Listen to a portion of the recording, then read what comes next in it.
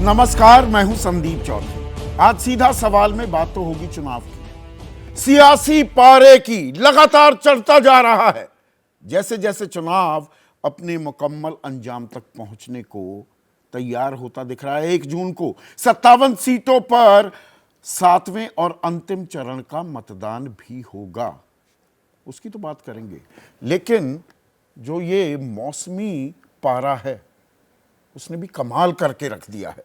दिल्ली में आज का तापमान 52.3% भी छूता दिखाई दिया। 52.3%। हम राजस्थान की बात करते थे, फलौदी में वो सट्टा बाजार के भी आंकड़े आते हैं, लोग उसको बड़ी गंभीरता से देखते हैं, लेकिन वहां सबसे ज्यादा तापमान भी अमूमन दर्ज होता दिखाई देता है। वो भी 50 हो जाए तो होश फाख्ता हो जाते थे। दिल्ली में 52.3। इंद्रदेव ने थोड़ी कृपा की है, अब शाम को रिमझिम बौछारें आई, थोड़ा पारा कम हुआ। लेकिन उत्तर प्रदेश का क्या, पूर्वांचल का इलाका, 13 सीटों पर अभी वहां मतदान होना बाकी है। बिहार 8 सीटों पर अभी मतदान होना है। पश्चिम बंगाल की 9 सीटें और पंजाब, राजस्थान और पंजाब में पारा सबसे ज्यादा दर्ज होता है। और जो मैदानी इलाके हैं, यहां पर सर्दियों में सबसे ज्यादा ठिठुरन भी महसूस होती है।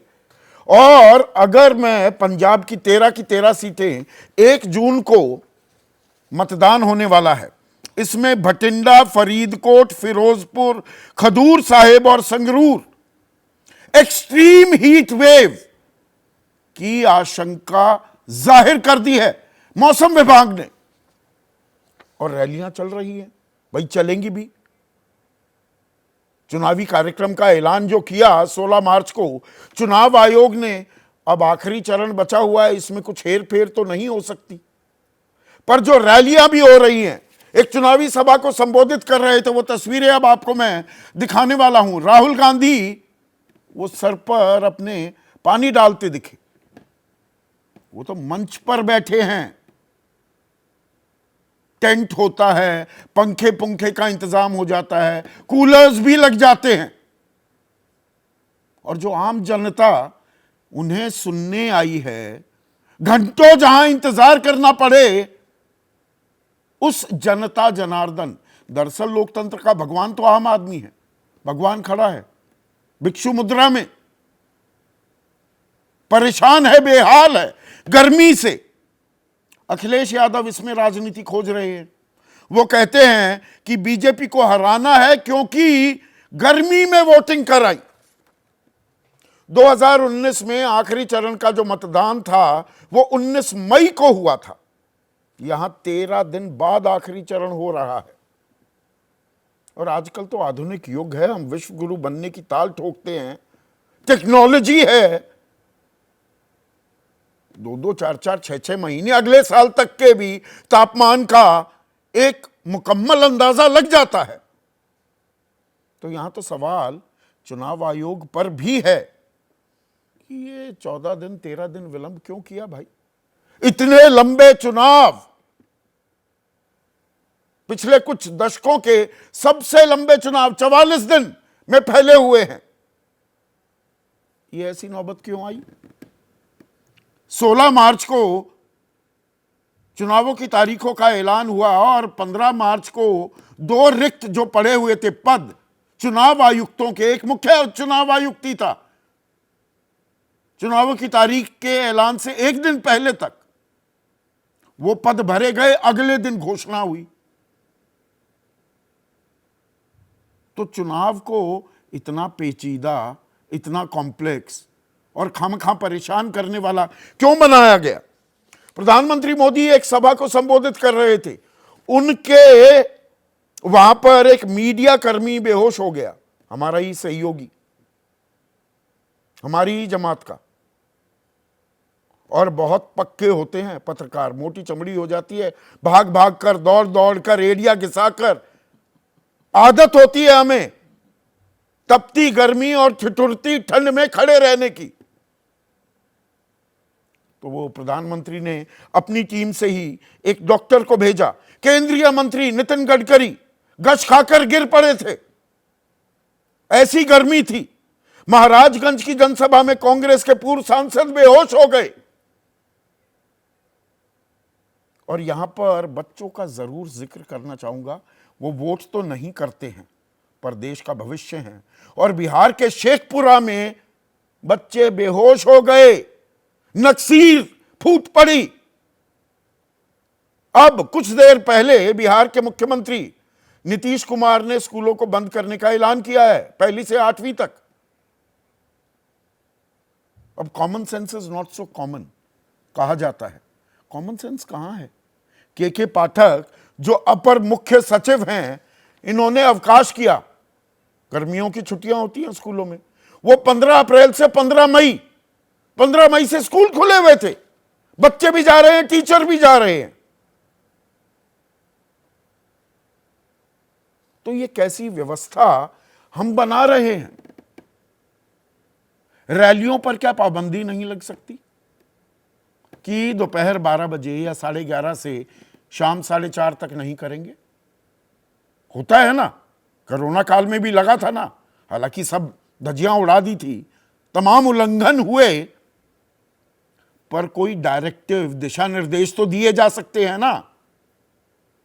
या सब चुप्पी साधे बैठे हैं, अरे थोड़ा सा सहन कर लो, क्या फर्क पड़ता है। और इसी से जुड़ा है, इस मौसमी पारे से जुड़ा है सियासी पारा भी। अब आखिरी पड़ाव पर हम आ रहे हैं और इसमें पूर्वांचल की 13 सीटें हैं। इन 13 सीटों में से 11 एनडीए का गठबंधन जीतने में पिछली दफा कामयाब हुआ था। 2 ही सीटें गई थी विपक्षी गठबंधन को और दोनों बीएसपी के खाते में। तब हाथी साइकिल का साथी बना था, तो अरिथमेटिक बड़ा फायदेमंद साबित हो रहा था, केमिस्ट्री ज्यादा नहीं बन पाई। तो इस बार क्या कुछ और खेल भी हो रहा है? पूर्वांचल में जो रण है वो बड़ा भीषण होता दिखाई दे रहा है। और बिहार की बात करें, तासीर एक जैसी है दोनों ही सूबों की। तो वहां पर 8 सीटें हैं जहां पर मतदान होना है 1 जून को, और 8 की 8 सीटें, भाई 40 में से 39 जीता था एनडीए। इस राउंड में तो 8 की 8 जीती एनडीए ने 2019 में। लेकिन इस बार बिहार से खबर यह आ रही है, और दिलचस्प है बात, इसे चिन्हित करना चाहूंगा मैं, कि किसी से पूछिए वो कहता कांटे की टक्कर है जी। सीट कौन कौन सी पक्की हैं, बीजेपी से पूछो, आरजेडी से पूछो, वो बताने में असहज हो जाते हैं या साफ मना कर देते हैं। तो ये किस ओर इशारा कर रहा है? चुनाव। इसी पर आज हम चर्चा करने वाले हैं। ऐसे में आज का सीधा सवाल, गर्मी बढ़ी रिकॉर्ड तोड़, कौन जीतेगा नंबर की होड़? और सत्ता का आखिरी पड़ाव, पूर्वांचल में भीषण चुनाव। खबर यह भी आ रही है कि प्रधानमंत्री मोदी कन्याकुमारी जाएंगे और वहां पर वो ध्यान लगाएंगे, तप करने वाले हैं। विपक्ष हमलावर हो रहा है, तंज भी कस रहा है कि रिटायर्ड लाइफ की वो तैयारी कर रहे हैं। लेकिन टायर्ड कौन दिख रहा है और रिटायर कौन होगा? रिटायर्ड हर्ट 4 जून को, बड़े मंगल को, यह सवाल का जवाब अभी आना बाकी है। बाकी तो ताल ठोकी जा रही है और वो ठोकी जाएगी भी। चर्चा में आज मेरे साथ देश के बड़े पत्रकार हैं, क्योंकि राजनेता तो एक दूसरे पर आरोप प्रत्यारोप करने से थकेंगे नहीं। वरिष्ठ पत्रकार हिंदुस्तान टाइम्स के पॉलिटिकल एडिटर हैं विनोद शर्मा, गांव देहात से जुड़े हुए हैं, वहीं जाकर बस गए हैं, शहरों का भी मजा लिया पर गांव में ज्यादा आनंद पा रहे हैं, शीतल सिंह। जाने माने राजनीतिक विश्लेषक अभय दुबे हमारे साथ हैं, विनोद अग्निहोत्री भी अभी चर्चा में जुड़ेंगे, और एक और वरिष्ठ पत्रकार विजय त्रिवेदी इस चर्चा में जुड़ चुके हैं। विजय, मुझे पहले तो ये समझाइए, ये सियासी पारे की तो बात करेंगे, ये मौसमी पारा अब इसमें एक आंकड़ा मैं आपको बताता हूं, वो मैंने क्यों कहा common sense is not so common. 2019 के भी दर्शकों वोट प्रतिशत पर हम नजर डालें, इस बार क्या खेल हुआ, 11-11 दिन बाद मुकम्मल आंकड़े, या वो भी पूरे मुकम्मल नहीं, वो जारी होते हैं, बदलते रहते हैं। बाद में अब कहा जाता है 2019-2024 के मतदान के आंकड़ों में कोई खास फर्क नहीं है, एंटी इनकम्बेंसी प्रो इनकम्बेंसी ना तलाशिए। चलिए नहीं तलाशते हैं फिलहाल के लिए, पीछा तो हम छोड़ते नहीं हैं किसी मुद्दे का। लेकिन विजय, पहले चरण में लगभग 70% मतदान था 2019 में, दूसरे चरण में 70 से ऊपर था, 67% था तीसरे चरण में, चौथे चरण में फिर 69% से ऊपर जाता दिखाई दिया, और पांचवां चरण 62.01%, छठा चरण 64%, पांचवां चरण 65%, मतलब 5-6% गिर गया था। पिछली दफा आखिरी चरण 19 मई को हुआ। यानी कि मौसम की मार का मतदान पर असर पड़ता है। यह बड़ी साधारण सी बात चुनाव आयोग को समझ नहीं आई। संदीप जी, आपने जिक्र दोनों बातों को बहुत तंज के साथ और बहुत स्पष्ट तरीके से कर दिया, लेकिन ये बात साफ है कि चुनाव आयोग जब चुनावों को देखता है तो सारी व्यवस्थाओं को देखता है, वो त्योहारों को देखता है, वो छुट्टियों को देखता है। अभी एक चुनाव में आपको याद हो कि एक चुनाव में राज्य में शादियों के सावे थे, उस वजह से उन्होंने बदलाव कर दिया तारीख में। तो गर्मी तो सबसे बड़ा, और देश के ज़्यादातर हिस्सों में बड़ी गर्मी रहती है। लेकिन क्या हुआ कि आपने देखा होगा शुरुआत से ही यहाँ पर थोड़ी सी परेशानी रही। पहले तो चुनाव आयुक्त नहीं थे, चुनाव आयुक्तों की नियुक्ति अचानक हुई, 2 चुनाव आयुक्त, एक चुनाव आयुक्त चले गए, फिर अचानक किए गए, फिर उसके बाद किया गया। मुझे लगता है कि जितना हमारा इलेक्टोरल सिस्टम और टेक्नोलॉजी डेवलप हुई है, एक तो 7 चरणों के चुनाव की अब जरूरत नहीं है। जैसे मैं राजस्थान से हूँ, राजस्थान में मुझे नहीं लगता कि 2 चरणों में चुनाव की जरूरत है। राजस्थान इतना शांत प्रदेश है, यदि आपको याद हो पिछले 50 साल में कोई इलेक्टोरल वायलेंस की बड़ी घटना नहीं, और वहाँ पर आमतौर पर एक बार में हो जाते हैं, तो वो एक बार में हो सकता है। या हम देखें यूपी को देखें, वेस्ट बंगाल को देखें, बिहार में आपने 7 चरणों में नहीं। यहाँ पर विपक्ष तो ये भी आरोप लगाता है ना कि सत्ताधारी दल बीजेपी की सुविधा अनुसार कि वो अपनी रैलियां कर सकें, उनको फेज आउट कर सकें, सब जगह रीच आउट कर सकें, उनकी सहूलियत के हिसाब से टाइम टेबल डिसाइड हो रहा है। नहीं, वो ठीक है, वो जो आरोप वो लगा रहे हैं उसको अलग तरीके से देखें, लेकिन मैं कह रहा हूँ कि देश में गर्मी का और सारा माहौल जो है, और लगातार ये वोटर पे ही क्यों आप डाल रहे हैं कि वो गर्मी में चला जाएगा। अरे मैं वही तो कह रहा हूँ, वोटर की अग्नि परीक्षा कर रहे हैं क्या? क्यों कर रहे हैं? और इलेक्टोरल वायलेंस भी पिछले 25 सालों में 30 सालों में कम हुई है, तो हमको बहुत कम हो गई है, तो हमको चुनावों को कम चरणों में करना चाहिए। और जब ये देश एक देश एक चुनाव पर आ गए हैं, हम लोग उस पर डिबेट शुरू कर रहे हैं ना हम लोग, तो फिर एक देश एक चुनाव जब करेंगे, मतलब 30 राज्यों में और सारा देश में, तो साल भर चलाएंगे क्या चुनाव? उल्टा ये कम से कम होना चाहिए, वक्त होना चाहिए, और मौसम को तो खास तौर से ध्यान रखना चाहिए। पिछली बार 19 मई 15 मई एक ऐसा वक्त होता है, उसके बाद गर्मी तेजी से बढ़ती है। लेकिन हम वोटर की चिंता नहीं कर रहे। आप अपने राजनेताओं की, अपने आकाओं की यदि चिंता कर रहे हैं उनके प्रोग्राम, हालांकि इस तर्क को मैं इसलिए नहीं मानता क्योंकि एक साधन संपन्न सरकार के लिए तो मौका, और उसके पास नेताओं की और संस्थागत इतना ढांचा मजबूत है कि वो कम में भी कर लेता। ये तो छोटी पार्टियों के लिए फायदा होता है। मान लीजिए एक ही पार्टी के 2 ही नेता हैं, ज्यादा चरणों में होंगे तो वो ज्यादा चरणों में जा सकते हैं। यूपी की 80 सीटों में भी 7 चरण, बिहार की 40 सीटों में भी 7 चरण। इसका कोई लॉजिक तो होना चाहिए ना, लगता है कोई लॉजिक है? कोई लॉजिक उसमें मुझे नहीं लगता। और दूसरी बात मैं कह रहा हूँ, हम लोग बहुत सुधरे हैं चुनावी व्यवस्था में, तो उसको कम से कम फेज में, ये 7 चरण का कोई फैशन थोड़ी है या कोई वो बना लिया हमने कि शगल है जी। हाँ, ना जी, ये करना ही करना है। 4 चरणों में भी ये चुनाव हो सकता है, 5 चरणों में भी मैक्सिमम चुनाव हो सकता है। और वेदर को बहुत ध्यान रखने की जरूरत होती है कि वेदर को किस तरह से, और अब तो आपके पास वो तकनीक है, आप 6 महीने पहले बता सकते हैं कि क्या होगा क्या नहीं। आप यदि वेदर रिपोर्ट आप खोल कर देख लीजिए। आप टूरिस्ट के तौर पे कहीं जा रहे होते हैं तो आप वो देखते हैं का वेदर देख लेते हैं कि कब बारिश हो रही है, कब नहीं हो रही है, स्विट्जरलैंड जाना है, श्रीनगर जाना है, केरल जाना है, तो वो सब चीजें उसमें होती हैं। लेकिन क्या चुनाव आयोग की हो सकता है उनकी भी कुछ मजबूरियां रही और इसमें सबसे ज्यादा देखिए, शहरों में तो लोगों को भी पता होता है, ये अलग बात है कि शहरों में मतदान कम होता है, पर ग्रामीण अंचल में रहने वाले उनके साथ तो बेरहमी कर रहे हैं ना। बहुत बेरहम ये बेरहम होना है। बेरहम होना है। लेकिन सर मैं कह रहा हूँ ये मुद्दा बहुत बड़ा है, लेकिन उससे ज़्यादा मुद्दा जो मुझे गंभीर लग रहा है वो ये कि इस दौरान जो चुनावी गर्मी हुई है हमारे राजनेताओं के बीच में, उस पर भी चुनाव आयोग ने ध्यान नहीं दिया। उस पर कहां ध्यान दिया है? उस पर ध्यान नहीं दिया। मुझे वो भी बड़ी चिंता की बात प्रधानमंत्री लगती मोदी है कि और जिस तरह राहुल से- गांधी, उनकी बातों का संज्ञान लेकर नोटिस दिया गया मल्लिकार्जुन खड़गे और जेपी नड्डा को। ये पहली बार ऐसा मुझे लगा कि ऐसा हुआ गया, क्योंकि कानून को भी देखें कि जो अपराध करेगा ये पर्सनल होता है। कोई संदीप जी और विजय त्रिवेदी और तीन बैठे हुए हैं, तो संदीप जी ने या विजय त्रिवेदी ने कोई अपराध कर दिया तो ग्रुप में आप सबको सजा थोड़ी भेजेंगे। हाँ, तो ये भी कानून में किस तरह से आपने किया गया, क्योंकि शायद आपकी हिम्मत नहीं हो, मैं नहीं कह रहा कि क्यों हुआ, लेकिन किस वजह से ये किया गया। और नहीं, यदि ऐसा नजीर था- पेश कर रहा है ना नहीं, आप चुनाव आयोग एक व्यक्ति को एक तो आप- नई रवायत कायम एक कर रहा व्यक्ति को तो चुनाव प्रचार के लिए रोक लगा देते हैं, हाँ। और दूसरी तरफ आप पार्टी के अध्यक्ष को नोटिस दे रहे हैं। तो या तो एक ही तरीका बनाए कि भाई सारी पार्टियों को एक नॉर्म के तौर पर आदेश दे दें कि इस तरह से करना चाहिए, नहीं करना चाहिए। और उसमें तो भी बहुत दिशा सारे- निर्देश कैसे दी? भाई कांग्रेस को कह दिया संविधान का जिक्र मत करो, हिंदू मुसलमान या ज्यादा ध्रुवीकरण की बात मत करो। ये थोड़ा बीजेपी की तरफ इशारा था। इशारों में क्यों काम करने की जरूरत है भाई? क्यों जरूरत है इस बात की? तो इसीलिए मैं कह रहा हूं कि वो जो चुनावी गर्मी रही है इस दौरान, और चुनाव आयोग की भूमिका पर, मतलब मैं नहीं समझता कि उनकी क्या मजबूरियां रही हैं, क्या परेशानियां रही हैं, लेकिन बहुत सारे सवाल इस दौरान इस चुनाव में खड़े हुए हैं, ऐसा मुझे लगता है।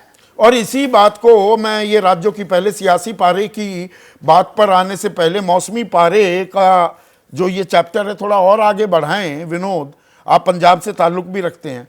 अरे भाई ये तो सबको पता है ना, पंजाब में सबसे ज्यादा गर्मी भी होती है, सबसे ज्यादा सर्दी। मैदानी जो इलाके हैं, 5 जो लोकसभा क्षेत्र हैं, बठिंडा, फरीदकोट, फिरोजपुर, खडूर साहब और संगरूर, एक्सट्रीम हीट वेव। और आखिरी चरण में आप पंजाब में करवा रहे हैं। पहले चरण में करवा दो, दूसरे में करवा दो। अनम्यूट कीजिए प्लीज विनोद। पंजाब में था, मैं पंजाब में था वहां से कवरेज करने के लिए। और मैं 2 दिन मैं बीमार हो गया, मुझे होटल में पड़ा रहा मैं अपने, और मुझे अपना दौरा जो है उसको शॉर्टन करके वापस जल्दी आना पड़ा। मैं 2-3 बातें बड़ी सीरियसली कहना चाहता हूँ। एक तो पंजाब में बड़ा गर्मी का माहौल है, मतलब weather emergency type of, climate emergency type of situation है इस देश में आज के दिन। और ये क्लाइमेट इमरजेंसी का मैं समझता हूं जानकारी रहनी चाहिए थी इलेक्शन कमीशन को। जब इतनी गर्मी हो जाती है तो एक साइंटिफिकली एस्टैब्लिश्ड फैक्ट है ये कि आपकी कॉग्निटिव फैकल्टीज जो है वो इंपैक्ट होती है, आपकी थिंकिंग की, आपकी याददाश्त इंपैक्ट हो जाती है। और मैं समझता हूं काफी हद तक जो तलखी हो रही है बातचीत में नेताओं के बीच में, उसका एक कारण ये भी हो सकता है। ये हो जाता है, ये हो जाता है। और दूसरा मैं समझता हूं इलेक्शन कमीशन जो है उसने एक बड़ी ही गंभीर गलती की है पंजाब के संदर्भ में। उसने 1 जून का इलेक्शन तय किया है। अभी मेरे दोस्त बोल रहे थे कि भाई अगर कोई एग्जामिनेशन का सीजन हो उसका ध्यान रखता है इलेक्शन कमीशन, अगर कोई पर्व हो उसका ध्यान रखता है। जून 1 से जून 4, 1984 आर्मी पंजाब में गई थी। क्या ये समय है इलेक्शन करवाने का पंजाब में? मैं पूछना चाहता हूं। 3 आईएएस ऑफिसर्स बैठे हुए वहां, और उनको इतनी अंडरस्टैंडिंग नहीं रही, ये सेंसिटिविटी उनमें नहीं रही कि इस दौरान कम से कम पंजाब में हम इलेक्शन ना रखें। क्योंकि जब इस दौरान में पंजाब में कहीं भी किसी भी स्टेट में होंगे जब ऐसे ओकेजन पे, तो उसका इस्तेमाल किया जा सकता है। ना सिर्फ कुछ ऐसे लोगों के लिए, देखिए वहां पर कुछ कैंडिडेचर्स भी ऐसे हैं, मैं ज्यादा तफसील से नहीं कहना चाहता हूं, जो इसका एक्सप्लॉयटेशन कर सकते हैं। और बॉर्डर स्टेट है। इतना गंभीर मैं समझता हूं फैसला इतनी आसानी से, इतनी बेपरवाही से ले लिया गया। इलेक्शन कमीशन की जवाबदेही बनती है मेरी नजर में इस पे।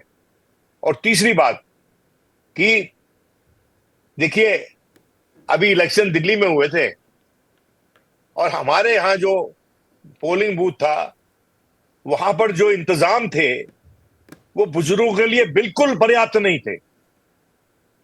इतने बड़े पोलिंग स्टेशन में एक व्हीलचेयर, और वहां पर भीड़ लगी हुई, कम से कम 2-3 हजार आदमी खड़ा हुआ।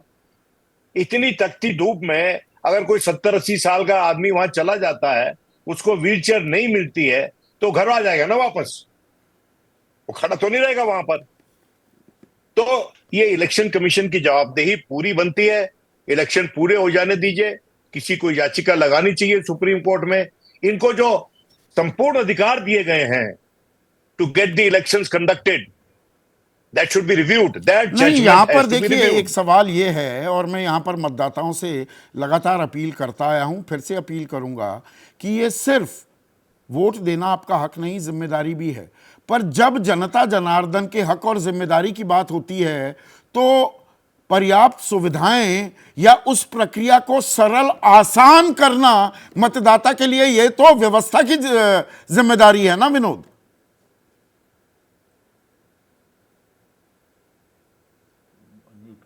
अनम्यूट हो गए आप फिर से विनोद, विनोद अनम्यूट हो गए। हाँ, मतलब म्यूट हो गए, अनम्यूट कीजिए। इस देश में इलेक्शन करवाने पे कितना पैसा खर्च होता है, और क्या इलेक्शन कमीशन के पास पैसे की कमी है? देखिए, बात यह है कि इस देश में बातें बड़ी बड़ी होती हैं, लेकिन धरातल पर जो सच्चाई है, वो मैं समझता हूं बहुत ज्यादा उत्साहित करने वाली सच्चाई नहीं है। और ये जो चुप्पी है इलेक्शन कमीशन की, हमारे नेताओं की भाषा शैली पे, और पूरा इलेक्शन खत्म हो जाने के बाद आप आखिर में पार्टी के नेताओं, पार्टी के प्रेसिडेंट को चिट्ठी लिख रहे हैं, मजाक है क्या ये? Is it a joke? Dear election commission, do you think the election of in India, world's largest democracy, is a joke? नहीं गांधी जी से बहुत प्रभावित लगता है हमारा चुनाव आयोग विनोद। और अब मैं सवाल शीतल से पूछूंगा, वो गांधी जी के 3 बंदर शायद बहुत प्रभावित कर रहे हैं। चुनाव आयोग ना बुरा देखता है, ना बुरा सुनता है, और ना बुरा बोलता है, और चुनाव करवाने की पारदर्शिता के साथ निष्पक्ष चुनाव करवाने की जिम्मेदारी दरअसल चुनाव आयोग की है। और जो हम गर्मी की बात कर रहे हैं, अब गाजीपुर अच्छी खासी वहां गर्मी होती है, शीतल हमसे बेहतर जानते हैं इस बात को। वहां पर बीजेपी के चाणक्य देश के गृह मंत्री अमित शाह एक रोड शो भी कर रहे हैं।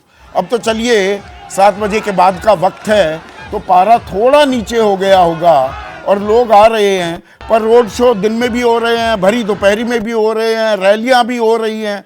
और पूर्वांचल का ही अगर हम जिक्र कर लें, 13 सीटों पर यहां मतदान हो रहा है, और इन 13 सीटों में बनारस भी आ जाता है, जहां प्रधानमंत्री मोदी सांसद हैं जिस इलाके से। तो ये पूर्वांचल का रण जो भीषण होता दिख रहा है, चुनावी पारा भी यहां लगातार बढ़ रहा है। ये चुनावी पारा क्या कह रहा है शीतल?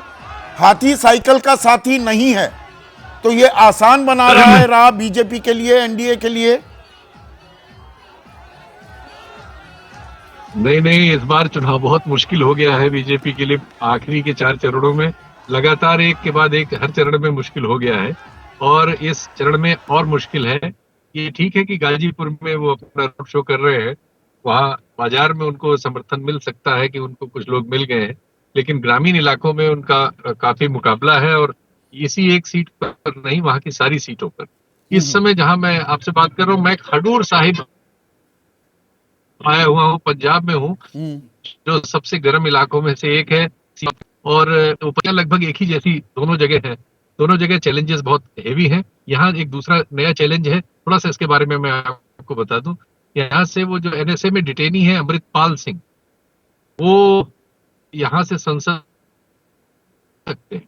इस चुनाव में एक ये नया डेवलपमेंट है गया है, वो यहाँ इस समय जो हमारे सैंपल्स हैं उसके हिसाब से सबसे आगे वही नजर आ रहे हैं, उन्हीं से लोगों का मुकाबला है। तो ये एक डेवलपमेंट है जो मेरा ख्याल है आपके दर्शकों को इस सूचना के तौर बिल्कुल पर नहीं, पर पूर्वांचल में क्या बदला है? अगर आप ये कह रहे अच्छा। हैं पूर्वांचल में भीषण रण है, भाई अगर मायावती साथ नहीं है, मायावती के ही उम्मीदवार 2 सांसद बनकर उभरे थे, निकले थे पूर्वांचल से, तो पूर्वांचल में भीषण कैसे हो गया? ये तो आसान हो जाना चाहिए था बीजेपी के लिए।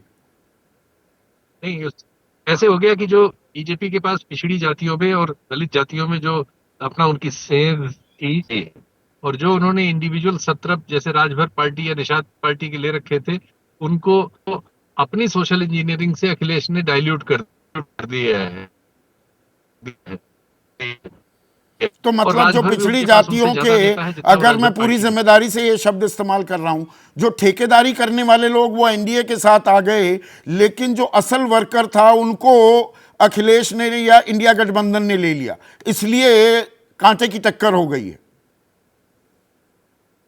बिल्कुल आपने सही पकड़ा। उसमें ऐड ऑन ये हो गया, उसमें से भी 25 से लेके 40% तक मत हर जगह पूर्वांचल में ये आ रहा है कि वो ये ऐड ऑन है। और इससे निश्चित तौर पर इन 4 चरणों में जो मत प्रतिशत होगा वो गठबंधन का बीजेपी से ज्यादा रहने वाला है। चलिए, अभी आपका गर्मी भी बहुत है और आपके ऑडियो में दिक्कत आ रही है, उसको थोड़ा मैं और दुरुस्त करता हूं। लेकिन अभय जी, पूर्वांचल और पूर्वांचल को के साथ में 8 सीटें बिहार की भी जोड़ दूं, ये 7वां चरण सियासी पारा, मौसमी पारा और जुबानी तलखी, ये लगातार तीनों चीज बढ़ रही हैं। देखिए 1984 मैं 1982 में दिल्ली रहने के लिए आया, 1981 में, और 84 में मैंने पहला यहाँ बड़ा चुनाव देखा दिल्ली में, जिसमें कांग्रेस की बड़ी लहर चली थी और सारे देश में कांग्रेस जीत गई थी। उसके बाद से लगातार मैं चुनाव देख रहा हूँ और पत्रकार के तौर पर लगातार देख रहा हूँ, एक सामाजिक कार्यकर्ता के तौर पर, राजनीतिक कार्यकर्ता के तौर पर भी देख रहा हूँ। लेकिन मैंने कभी भी भारत के चुनाव आयोग की इतनी आलोचना नहीं सुनी, इतनी जुबानों से नहीं सुनी और इतनी बहुमुखी आलोचना नहीं सुनी और इतनी निराशा इस संस्था के प्रति नहीं देखी। बीच में एक स्थिति ऐसी आ गई थी कि भारत में जो 3-4 बड़ी संस्थाएं थी जिनके ऊपर जनता का भरोसा था और विश्व में जिनकी एक निष्ठ प्रतिष्ठा थी, उनमें चुनाव आयोग एक था। आज स्थिति यह है कि चुनाव आयोग सबसे ज्यादा पिटी हुई संस्था है प्रतिष्ठा के तौर पर, प्रतिष्ठा के रूप में। ना तो इसके ढांचे के ऊपर किसी का भरोसा है, जैसे एक बार बहुत अच्छी टिप्पणी इसी आपके कार्यक्रम में की गई थी कि चुनाव आयोग फाइलों में वो रीढ़ ढूंढता रहता है जो शेषन ने कभी उसे प्रदान की थी और वो रीढ़ उसे नहीं मिल पा रही है चाहे वो चाहता भी नहीं है कि वो रीढ़ उसको प्राप्त हो, मतलब जो है। तो ऐसी स्थिति है। अब इतनी आलोचना हम लोग चुनाव आयोग पे कर चुके हैं, अब हम लोग दूसरी बात के ऊपर आते हैं। मेरा मानना यह है कि ये जो आप शीतल जी से बात कर रहे थे, ये इस चुनाव का एक बहुत बड़ा सवाल है कि दलित वोट इस बार किसको प्राप्त होगा। और ये हर जगह है। हरियाणा के चुनाव में भी हम लोगों ने इस बात में चर्चा की थी, आपने बहस यहीं छोड़ी थी कि 21% दलित वोट आखिरकार किसको प्राप्त होगा। अब पंजाब में दलित बहुत बड़ी, पंजाब में दलित 35% करीब पंजाब में दलित है। पंजाब में जो उत्तर प्रदेश का दलित समाज है वो सबसे ज्यादा पॉलिटिसाइज्ड है, सबसे ज्यादा राजनीतिकृत है, क्योंकि बहुजन समाज पार्टी के बहुजन आंदोलन ने उसको ऐसा कर दिया है और शुरू से अम्बेडकरवादी आंदोलन भी वैसे ही हो चुका है। बहुजन समाज पार्टी का कमजोर होना 2022 के विधानसभा चुनाव में हमने देखा, 9% उनका वोट बैंक घटा, पर उसका ज्यादा पुट बीजेपी के साथ जाता दिखा। तो मैं इसीलिए ये सवाल पूछ रहा हूं, फिर तो बीजेपी की बल्ले बल्ले होनी चाहिए। शुरू में ऐसे ही लग रहा था, मैं भी यही मान के चल रहा था कि अगर मायावती ने जम के चुनाव नहीं लड़ा और तीसरे चरण के बाद तो दिख रहा है कि जम के नहीं लड़ रही है। जाहिर है, अपने भतीजे को कोस दिया, उत्तराधिकार भी छीन लिया। कोई रैली नहीं की, कहीं कोई दौड़ धूप नहीं की। जो चुनाव में परिश्रम किया जाता है नियोजन के साथ में, उनके भतीजे कर रहे थे, उनको उन्होंने हटा दिया। तो जाहिर है और भतीजे की तारीफ अब अखिलेश यादव करते पाए जा रहे हैं। जो दलित वोट है, भी दिलचस्प है। दलित वोट खासतौर से जो जाटव वोट है, जाटव वोट एक तरह से फ्री फ्लोटिंग हो गया है पूरे उत्तर प्रदेश में और हर जाटव मतदाता को तय करना है कि वो किधर जाएगा। भाई मायावती की तरफ वो देखता है तो ये तो बहन जी तो चुनाव ही नहीं लड़ रही हैं, उनको वोट देना। बहुत से लोग देंगे अभी भी मायावती को वोट, कुछ वोट मायावती को जाएंगे। तो मायावती का वोट आप कह रहे हैं समाजवादी के साथ चला जाएगा? ये तो 2019 में जब उनका गठबंधन भी हो गया था तब भी वो ट्रांसफर नहीं होता दिखा था। उसकी बहुत बड़ी भाई मायावती 10 जीत गई, समाजवादी 5 पर रह गई। उसकी मेरे ख्याल से उसकी बहुत बड़ी वजह है कांग्रेस। जो कांग्रेस के साथ समाजवादी पार्टी का जो गठजोड़ है, उसकी वजह से समाजवादी पार्टी ने कम से कम दो चीजें सुनिश्चित कर ली हैं। एक तो ये है कि मुसलमान वोट बिल्कुल तितर बितर नहीं होगा, दूसरा ये है कि दलित वोट भी समाजवादी पार्टी की तरफ हमदर्दी के साथ देखेगा। कांग्रेस के कारण कांग्रेस के कारण इसका बहुत बड़ा भारी फर्क पड़ा है। देखिए कांग्रेस उत्तर प्रदेश में छोटी शक्ति है, लेकिन पूरे देश में कांग्रेस छोटी शक्ति नहीं है। पूरे देश में बीजेपी के बाद वो सबसे बड़ी शक्ति है कांग्रेस। तो कांग्रेस की वजह से अखिलेश का जो नेशनल स्टेचर है वो उससे समझौता करने के कारण बढ़ा है। पर अगर हम एनडीए की बात करें, जो मैं शीतल से सवाल भी पूछ रहा था अभय, कि भाई बड़े नेता वो ओम प्रकाश राजभर हों, संजय निषाद हों, वो तो बीजेपी के साथ हैं, तो वो बहुमुखी या रेनबो कोalition जो हम शब्द सोशल इस्तेमाल इंजीनियरिंग करते दो हैं, तरह से होती है, आप या समझ वो गए जो उनके कार्यकर्ता हैं नीचे वाले कि 5 निषाद, 5 शाक्य, 7 कुर्मी, इनको भी टिकट देते दिख रहे हैं, देखिए, दे दिया, मतलब दिख क्या रहे हैं अखिलेश यादव ने। चुनावी मकसद से की जाने वाली सोशल इंजीनियरिंग मुख्य तौर पर दो तरह से होती है। एक तो ये है कि उन बिरादरियों के जो नेता हैं उनको आप अपनी तरफ कर लीजिए, उनके साथ गठजोड़ कर लीजिए, उनकी पार्टियों के साथ गठजोड़ कर लीजिए। दूसरा है कि नेताओं से गठजोड़ करने की उपेक्षा कीजिए और साथ में अपने टिकटों का बंटवारा इस तरीके से कीजिए कि हर जगह दूसरी बिरादरी का व्यक्ति अपनी बिरादरी के वोट लेकर आए और आप अपनी पार्टी के जो स्थायी वोट हैं वो उसको दे पाएं। आप देखिए अखिलेश ने इस बार क्या किया, ऐसा समाजवादी पार्टी ने पहले कभी नहीं किया। उन्होंने केवल 5 यादवों को टिकट दिया है और जो केवल उनके अपने परिवार के घर के। अच्छा, उसके बाद जो कुर्मी बिरादरी है उत्तर प्रदेश में, जो बहुत शक्तिशाली है और संख्यात्मक दृष्टि से भी अच्छी खासी है, उसके ऊपर उनका खास निशाना है। 7 टिकट दिए। इस चुनाव में हम लोगों को देखना होगा कि कुर्मियों के वोट समाजवादी पार्टी को कितने मिलते हैं। वो भारतीय जनता पार्टी की तरफ झुकी हुई पार्टी थी और एक जमाने में ये सारे कुर्मी बहुजन समाज पार्टी के इसी में अब विनोद भी आ गए, दूसरे विनोद इस कार्यक्रम में, विनोद अग्निहोत्री। विनोद, पूर्वांचल क्या कह रहा है, बड़ा दिलचस्प, वहां पर जो ये समीकरण बने हैं, कागजों पर रेनबो कोalition तो एनडीए बनाता दिख रहा है, लेकिन क्या जमीन पर जो साठगांठ की है वो अटकते लटकते झटकते हुए अखिलेश यादव ने वो बाय डिफॉल्ट क्या एक शक्ल अख्तियार करता दिख रहा है? नहीं, देखिए पूर्वांचल में चूंकि ज़्यादातर 2014 से पहले तक सपा बसपा का ही मुख्य मुकाबला होता था, बीजेपी वहाँ तीसरी प्लेयर होती थी पूर्वांचल में, सामाजिक समीकरण इस तरह का था। और जो अभी अभय जी कह रहे थे कि मुलायम सिंह यादव ने जिस तरह से जो पिछड़ों का कोalition रेनबो बनाया था, उसमें हर बिरादरी के नेता थे। अखिलेश यादव ने इस बार वही काम किया है कि उन्होंने बीजेपी के स्टाइल में सामाजिक सोशल इंजीनियरिंग की है। बीजेपी ने जब सोशल इंजीनियरिंग का प्रयोग शुरू किया था तो उसके बाद पिछड़ों के नाम पर सिर्फ कल्याण सिंह एक बड़े नेता थे और कोई नेता नहीं था। बीजेपी ने उन ठेकेदारों को अलग करके उसने जिलों में और अंचलों में जो है नेता थे उनको डेवलप किया और उनको साथ अलायंस किया, पर हम वही अखिलेश ने किया इस बार। पर एक बड़ा पर है, क्या हम इस बात को नजरअंदाज कर सकते हैं विनोद कि इन इलाकों में गोरखपुर में भी चुनाव है और बनारस में भी जी, और ये मोदी और योगी बीजेपी के एनडीए के सबसे करिश्माई नेता, 2 सबसे बड़े चेहरे, उनके इलाकों में भी चुनाव हो रहे हैं। देखिए सोशल इंजीनियरिंग का उदाहरण मैं देता हूं कि योगी के गढ़ में 2017 या 18 में वो उपचुनाव हुआ था गोरखपुर का और समाजवादी पार्टी जीती थी योगी के गोरखपुर में, और बनारस के निषाद, हाँ, और बनारस के बगल में आजमगढ़ है। आजमगढ़ में पिछले विधानसभा में 5 सारी सीटें जो है समाजवादी पार्टी ने जीती। 2019 में समाजवादी पार्टी जीती। इस बार वो सपा बसपा की वोट के बंटवारे के कारण जो है बीजेपी जीत गई उपचुनाव में। तो वहां का पूर्वांचल का मोदी जी के वहां लड़ने से और योगी जी के उभार से निश्चित रूप से बीजेपी को बहुत फायदा हुआ है वहां पर पूर्वांचल में। और जो बसपा कमजोर हुई है, जो बसपा के कमजोर होने का एक लाभ तो बीजेपी को मिला है कि तमाम गैर यादव जातियां उसके साथ जुड़ी, लेकिन इस बार बसपा की कमजोरी का फायदा कांग्रेस और समाजवादी गठबंधन को भी मिल रहा है। और जो अभी अभय जी कह रहे थे कि ये बहुत दिलचस्प होगा देखना चुनाव के बाद कि जो वोट बीजेपी के साथ चला गया था, जाटुओं का, दलितों का, अति पिछड़ी जातियों का, बसपा खाली जाटुओं की पार्टी नहीं थी, बसपा बहुजन समाज की पार्टी थी जिसका मूल वोट जाटों था, लेकिन उसमें अति पिछड़ी जातियों का बहुत बड़ा योगदान था जो बीजेपी ने खींचा अपनी तरफ। तो बसपा के मैदान से में कमजोर होने से काफी वोट का बंटवारा दोनों के बीच में हो रहा है। मतलब जो एक ट्रेडिशनल थिंकिंग थी कि बसपा कमजोर होगी तो वो बीजेपी को फायदा होता है, ऐसा नहीं होगा। मुझे लगता है इस बार संविधान वाला एक बड़ा मुद्दा है और संविधान के मुद्दे को हम लोगों को इग्नोर नहीं करना चाहिए, अनदेखा नहीं करना चाहिए। यहाँ तक चुनाव आयोग ने जो उस पर रोक लगाने के निर्देश दिए कि भाई इस पर बात मत करिए। अगर वो हल्का मुद्दा होता तो शायद चुनाव आयोग उस पर इस तरह की बात ही नहीं कहता।